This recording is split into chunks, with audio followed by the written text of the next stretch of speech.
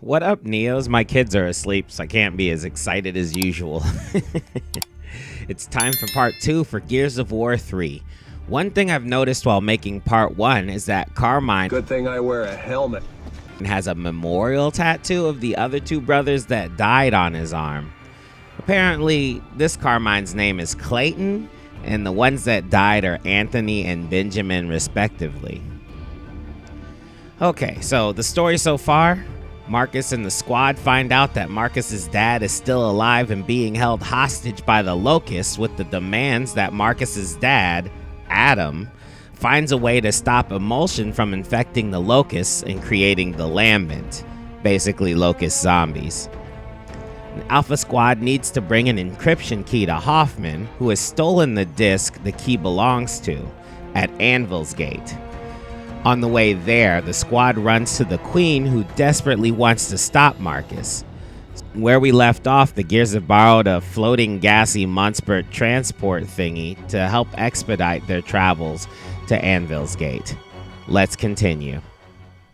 Baird, how long before we're in radio range of Anvil Gate? We're past the halfway mark. Ooh, maybe Hoffman will have the coffee. Oh, yeah. And some cookies, too. After about the halfway point, they get a distress call from Dizzy.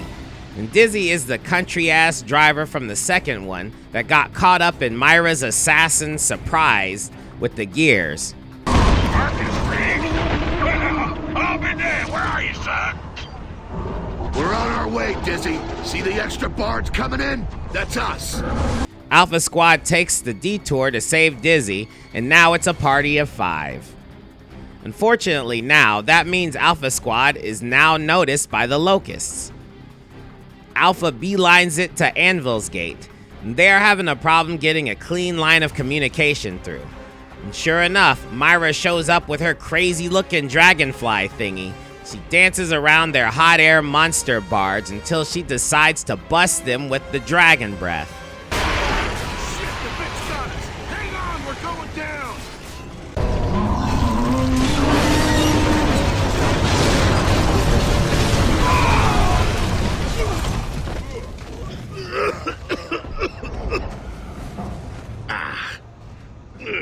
Oh, man. Everybody in one piece? I'll get back to you on that.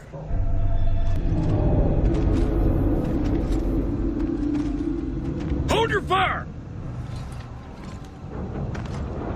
Fenix? What in the hell are you doing here? Marcus tells Hotman the Locusts are coming and they need to get back to Anvil's Gate. And on the way back, Marcus informs Hoffman of the story so far, but before they can use the decryptor key on that disk, they gotta deal with the grubs. It's all hands on deck as the Gears successfully protect the base. Later, they hand everything to Baird and have him figure everything out, including fixing the Hammer of Dawn, which has a bad aiming problem. Just before they can set their guns down, the squad is made aware that Sam and Anya, who said they were following Alpha the moment they got finished helping at the Sovereign, are in distress. The crew rushes out there, and right at the rendezvous point, Dom and Marcus's truck get busted with a digger grenade. Look out! Digger! That was quick. Marcus, are you okay? Marcus! Come on, get up!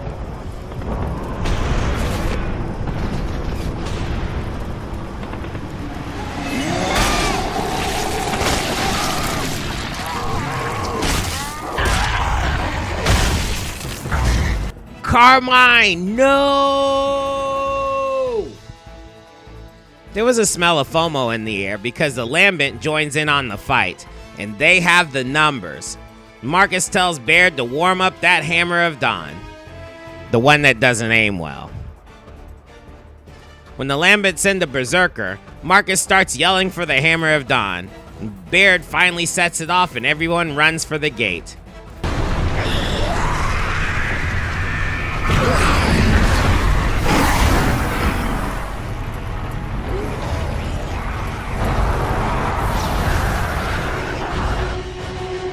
Did we fry that bitch? Looks that way. All right, everybody get inside. We've got unfinished business to... What the hell?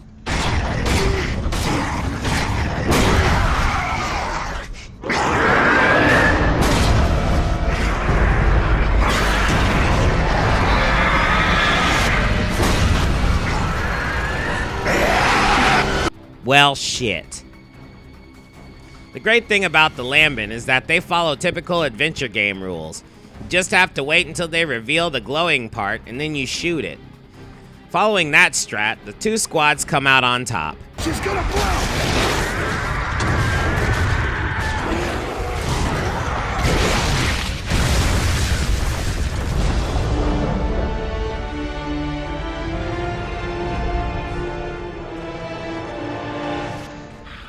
So, how was it for you? Are we done here?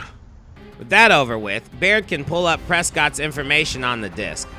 Azura is a tower fortress research facility, built on an island that is hidden from radar by use of a hurricane machine. If the Gears couldn't find it, I wonder how the Locusts did. And Baird tells them that they can only get in underneath the fortress. I'm assuming that the Locusts attack using regular boats and that they have the perimeter locked up. You can't go in through the air because of the hurricane protector, so that does leave only one option. Fortunately, they have a submarine for that, and fortunately, they have Dizzy in their group because Dizzy can fix, fuel, and drive anything. Unfortunately, though, they don't have fuel at Anvil's Gate, so they need to go on another side mission. Dom says there are two options, Mercy or Char. Those are cities, not not verbs. You got two options. You get Mercy or Char. I'll pick Mercy. Fire him up, boys. Anyway. He suggests they go to Mercy first because there is an emulsion pumping station. I guess the submarines don't run on nuclear power anymore. Mercy is the place where Dom's dead wife is from, but Dom says he's okay. He can handle it. I'm sure he's good. He only spent the first 2 installments of the game looking for her, and when he found her, she was so messed up that he had to shoot her in the head. I'm sure he'll be fine. What's it been, like 3 months? No problem. Here's something that bothers me. Emulsion seems to be a big deal in this world. The vehicles seem to run on emulsion, not gas or nuclear power. Emulsion poisons the Locusts and turns them into Lambent, which is why they choose to travel using animals they raise. What I don't get is why they are driving to Mercy to find an emulsion pumping station. Emulsion seems to be everywhere. You can't harvest emulsion from all the Lambent you just destroyed? Can't you just kind of dump what's left of their bodies in a strainer or something like I do pasta? Someone has to clean up those bodies anyway. Can't just leave them out there. Well, like I said, the squad drives and blows up emulsion pipelines to get to Mercy where the pumping station is. Seriously, they blow up pipelines transporting emulsion. So they get to Mercy, and it seems like there is no one there. A little further in, they find that the pipes have explosives on them and are rigged to turn on when people walk by, but Marcus just walks up to them and turns them off. Weird. Marcus, we've got another charge. Somebody definitely wants... Take cover!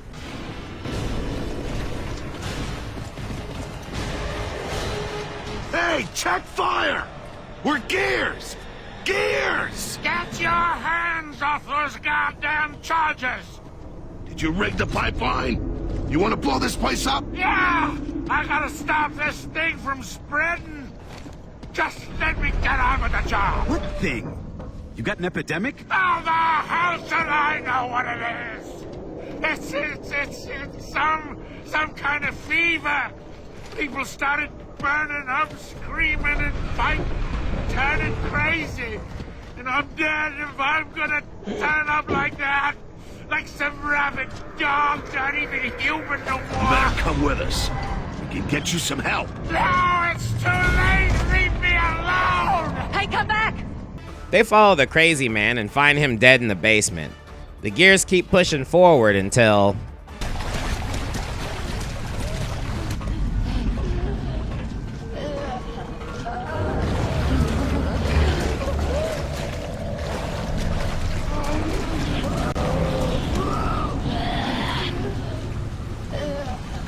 Ma'am, are you okay?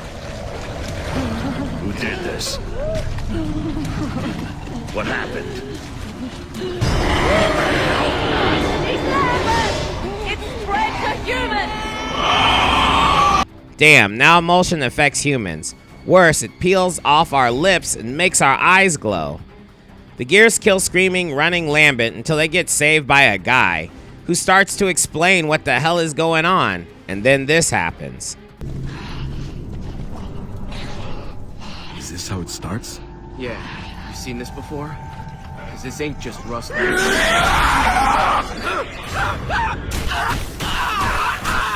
Serious? Dom sees his wife's memorial stone and pays his respects. Maria. Baby, I'm sorry I couldn't bring you home. But you're with the kids now. That's home, yeah? He leaves his gear tag. He's gonna be alright. They turn on the pipeline so Dizzy can get the fuel, but that attracts the Lambent zombies. Dizzy, the fuel's online. Stand by.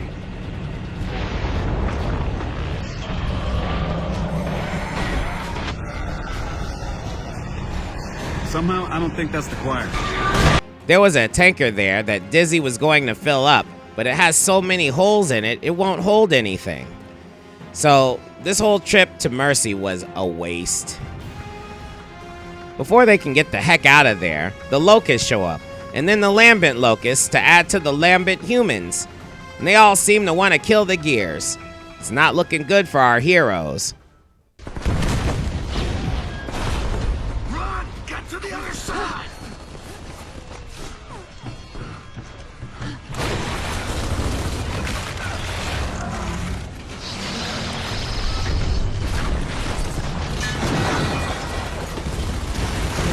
We're surrounded! There's too many! We're not gonna make it! Hold them off! Just hold them off!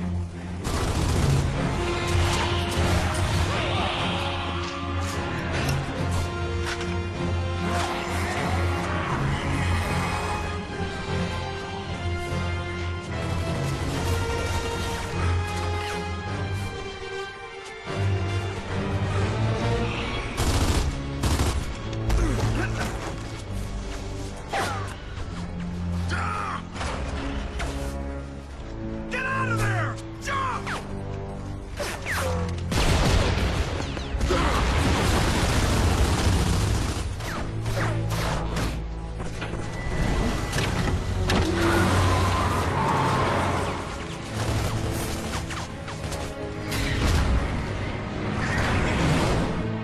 Dom! Dom, where are you going?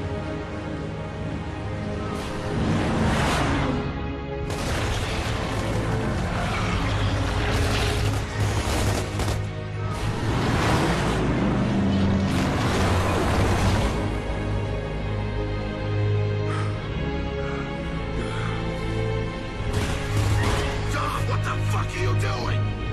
Pulling the plug on him, Marcus! Jump, will you? Do it!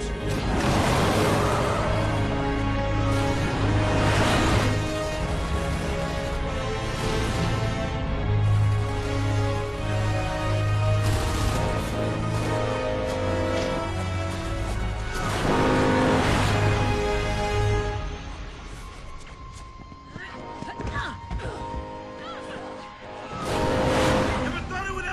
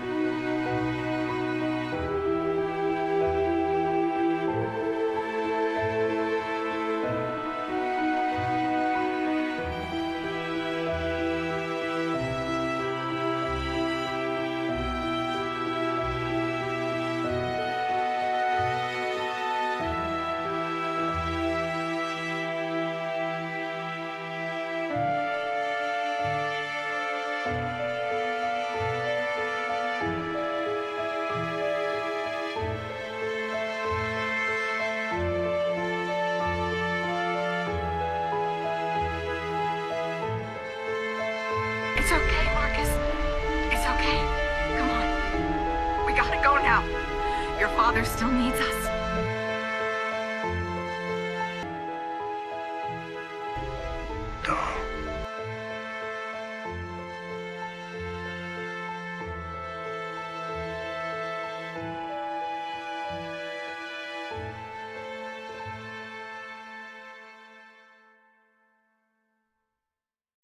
So now they have one option, Char. Dizzy drives until they have no more gas, but he gets them there. This city was one of the cities that was nailed by Hammer of Dawn attacks to fight the Locusts. Innocent people got killed by the attacks too, so the Gears aren't expecting any warm welcomes. Okay. You can quit tiptoeing around me. He's dead. But he saved us. So we'll make sure he didn't die for nothing. The place is eerie too. Dead people are frozen in place and covered in ash like Pompeii. It doesn't take long before the Gears find out that there are booby traps all over the place. They spot someone and follow him into more traps. The traps attracted Lambent, but after the Gears finish those guys, the trickster shows himself. Apparently, there's a leader named Griffin that guy is working for. So, take me to your leader. Once they get to Griffin, we find out Griffin is voiced by Ice-T. Took me a second. So welcome to Griffin Tower, Cog. It was here before you destroyed Char and it's still standing now. And so am I. Got some nerve coming around here asking for favors, motherfuckers. Sir, we understand. We just need fuel, and then we'll go. Bitch, you don't understand shit. Nice. So, Griffin is upset because he sent his cable car for fuel and the cable car hasn't come back. The squad has to bring it back and they can have some of it. Also, Griffin took Dizzy hostage for insurance. The Gears find that Lambent have taken over the building. I don't understand why they need a cable car for the fuel though. What's the point of dragging it to the top floor of one building to put it in a cable car and have it delivered to the other one? Nevertheless, the cogs have gotten to the cable car. Oops, they have to slow their roll because Griffin is being attacked by Myra and her dragonfly. She doesn't see Marcus, so she leaves. Not without some parting gifts, though. Delta Squad make it back with the emulsion and go back to Griffin to retrieve Dizzy. Okay, Griffin, we got your goddamn fuel. We're done. You're done? They're fucking dead! My people are all dead! We survived hammer strikes, the grubs, the whole damn war, and then you show up and I lose fucking everybody! You fucking cod bastards! Everywhere you go, everything you do, it's always nothing but death, pain, and miseries! You piece of shit motherfucker! I just lost my fucking brother, all right? You hear that? My brother! You and your tower and all this fucking emulsion can go to hell! We'll settle this shit another time, Phoenix. You can count on that, bitch. They're really working this Dom is dead angle. I mean, he goes in there and the queen shows up, shoots up everybody in the place. Everybody's died except for the one dude. He has the right to be upset, for real. What about Carmine? Both of his brothers died under your watch. Just expect Carmine to want to shoot you in the face every time you turn around. Nah, he's just chill. He just gets a tattoo and moves along. Good thing I wear a helmet. With the fuel, the Gears head straight to the submarine hangar, and the Locust Queen is already there. She sends 3 elite Locusts after them. So they get past the Locusts and into the hangar with the sub. Dizzy checks it out and complains that the sub needs some things. Now everybody's gotta look for all this crap while they are mourning Dom.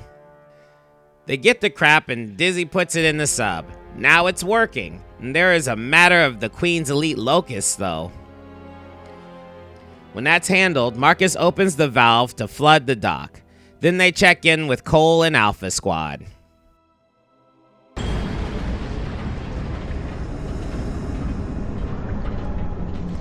Anya to Cole. Over. Cole here. Cole, this is Anya. We've got the submarine running. A sub. Ha ha. That's bad spirit kind of toy. But you got to see what we found, baby. Whoa! Cole, please. Anya, you don't sound right. You got trouble? We're heading for Azura now. We'll rendezvous with you outside the Maelstrom. Might take us some time. Oh yeah, we'll be there with some backup too. Watch your six, Cole. Anya out. Don't worry, Anya. I'll break it to them. No, you won't. I'll tell him. I wonder what Cole has. The writers are stretching the shit out of these last parts, aren't they? The squad goes past the mines and does some underwater dogfighting.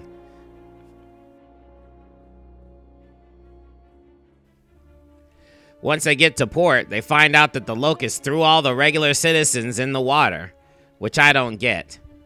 You would think that they would put most of them in jail so that they could experiment on them. The squad was planning to meet Alpha Squad outside the Maelstrom that blocks all the air traffic and communications. However, they went in early and tried to contact Cole and failed. They do get a hold of Marcus's father, though. Anya! Anya, is that you? This is Adam Fenix. Can you hear me? Professor! Yes, we hear you.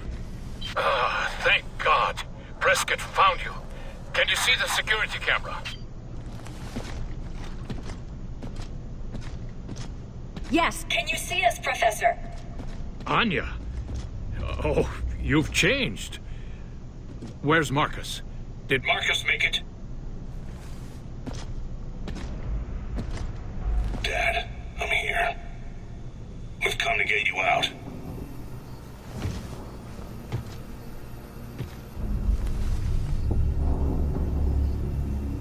It's good to see you again. Is Dom with you? Wait, how did you get that scar? Later, Dad. Where are you? I'm locked in my laboratory in the hotel tower. I need you to get me out so I can deploy the countermeasure. I'm running out of time, Marcus. We'll deal with the grubs, Dad. Hang in there. Marcus's dad, now known as Adam Fenix, explains to the crew that the emulsion is a parasite that is evolving to infect everyone. How no one saw this coming is beyond me. Sounds like something Baird would have said in the second installment. Myra, the Locust Queen, wants to fix it so that the parasite goes after just humans. My question is, why? The Lambent Locusts are a big old pain in the butt. They got together and drove Myra out of her stronghold. They are organized and they keep popping up when no one wants them to be. Why does she think that infecting humans will change the situation? First, the Gears need to get to the facility to shut down the Maelstrom and open communications with HQ, and bring the Gears to the island for the final showdown. And then they will free Adam from his hotel tower so that he can destroy the lambent organism and stop the humans from fighting 3 species instead of 2. For now, Adam seems to be their man on the inside, which doesn't make sense. I mean, I know they have Adam stranded in a penthouse lab, but he don't have no assistants, no one guarding him, and he has access to the cameras. In the first episode, the Locusts followed the Gears' positions because they got a hold of Carmine's helmet after he got shot in the head. Myra is following Marcus all over the place this whole episode. So now we are supposed to believe that everyone is just this dumb all of a sudden? Marcus is openly saying what he is doing and where he is going. The Locusts aren't privy to that? They also were not alerted when the Gears shot up the defenses underwater. Anyway, the train to the facility is destroyed, so Delta has to trudge through the mud and rain to get to the maintenance trains, and even then they can't just ride the trains, they have to walk through the tunnels. They get to the facility. There it is. Wonder how many years it took the government to build it. And when they were planning on sharing it with the rest of us. Marcus and his father share a moment through the screen.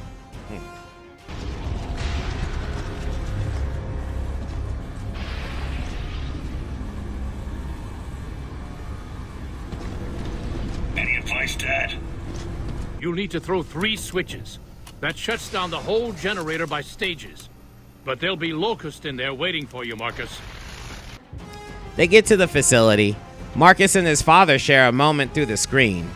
Marcus feels personally responsible for not being able to save everyone that dies around him, even though he is a gear and oodles of people have died because of his actions.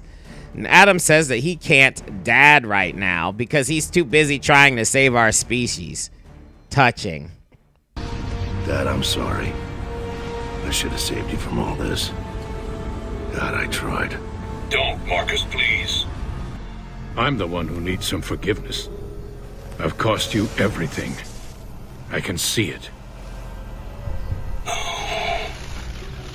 He's gone, Dad. Dom's gone. Marcus, I wish I could bring him back. But all I can do is make sure you all have a future. I won't fail you this time. I promise.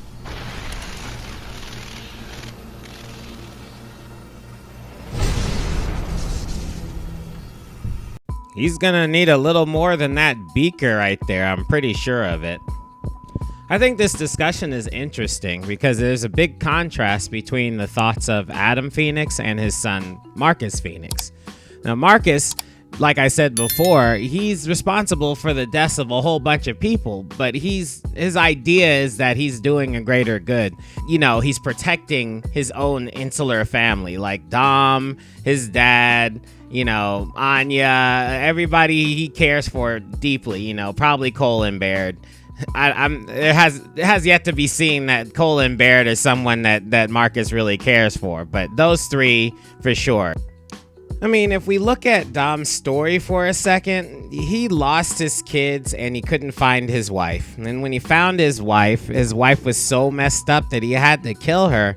It was inevitable that he was gonna try to look for a way to off himself. You know what I mean? It's just, it's too much. Even in war, it's too much for it to hit home like that for anybody, you know? So you kind of expected his story arc to end that way, with a way of him finding peace and him going down. You know what I mean? But for Marcus, it didn't seem to work that way. I mean, I understood it. You know, it's a sad story for a sad Latino guy to lose his wife and his kids. Marcus didn't see it that way. I mean, at the beginning of the story, he's court-martialed because he left his crew so that he could try and save his father, and thought that his father died, so he failed. Came back to the crew because they bailed him out of jail. Dom comes through there, and then Dom decides later on in his story that he's gonna go split from the group so he can look for his wife. And then Marcus is like, don't do that. That's a bad thing to do. Think about the mission. That's when Dom had to throw it back in his face. Like, didn't you do the exact same thing back in episode 1? I mean, Marcus doesn't see it that way. You know, he only sees his need to protect everybody else as the penultimate thing. It doesn't really matter about the mission. If everybody around him is close to him trying to complete the mission, then he feels like he can protect them as much as he can. But then when Dom went off on his own and offed himself to save everybody else, all of a sudden it doesn't work with Marcus. That's not how it's supposed to work. If you're close to him, he's supposed to be able to protect you. You know what I mean? When Dom decided that he was going to go to Mercy so they can pump the emulsion earlier in the story, Marcus didn't say anything to him about, are you sure?